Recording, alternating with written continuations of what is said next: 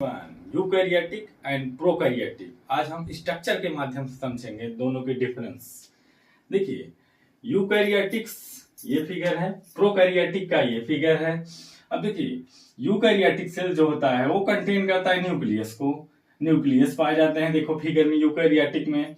फिर cell wall plant cell में, क्योंकि यूकैरियोटिक में हमारा बोथ प्लांट एंड एनिमल्स आता है, तो सेल वॉल किस में पाया जाता है? कैरेक्टर्स है प्लांट सेल में, और एनिमल में सेल मेम्ब्रेन।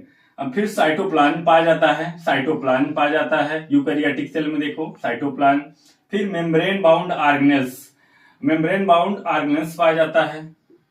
अब देखिए, इसमें आपका mitochondria, endoplasmic reticulums, ribosome. Ribosome का प्रोटीन सिंथेसाइज का होता है। Mitochondria power house of cell बोला जाता है। एक नंबर में क्वेश्चन भी पूछा जाता है नीट में कि पावर हाउस ऑफ सेल किसको बोला जाता है? माइटोकॉन्ड्रिया को। राइबोसोम का क्या काम है? प्रोटीन सिंथेसाइज का। प्लांट में 70S और एनिमल सेल में 80S राइबोसोम पाया जाता है। अब फिर प्लांट एंड एनिमल इसका एग्जांपल है यूकैरियोटिक का।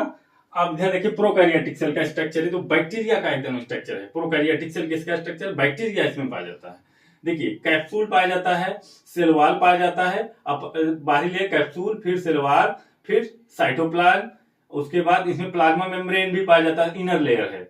उसके बाद prokaryotic cell presence of genetic materials, DNA genetic materials पाया जाता है, और उसके बाद सेल वॉल पाया जाता है। सेल वॉल इसका मेन कैरेक्टरिस्टिक्स है, क्योंकि सेल वॉल जो होता है कहीं कहीं ये फूड बनाने में जो फोटोसिंथेसिस रिएक्शन के थ्रू फूड बनाते हैं वो बहुत बड़ा रोल प्ले करता है, लाइट को ऑब्जर्व करके।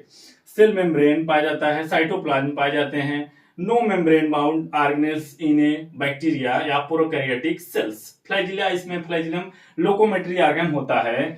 लोकोमेट्री ऑर्गन प्रोकैरियोटिक सेल का फ्लैजिलम, इसमें पिलाई भी पाया जाता है, प्लाज्मिड भी पाए जाते हैं।